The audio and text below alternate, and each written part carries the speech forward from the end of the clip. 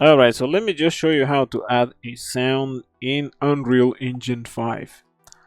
A lot of people think this is complicated, but it's actually extremely simple. Let me select the combat template, create a project. Alright, so here is the template. Actually, let me switch to the combat variant. There it is. If you run this, you'll notice that you can actually punch if you press the leaf click, but there's no sound. Now to import the sound, you simply press this button here. I got a few sounds here. And let's try this one, large punch.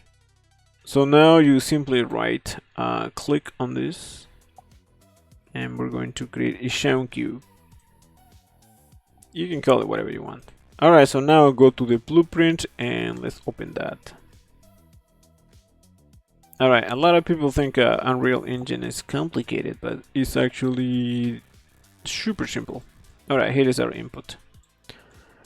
All you do is simply drag this, and we're gonna search for sound.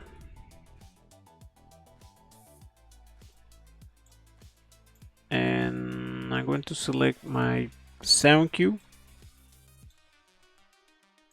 And that's it.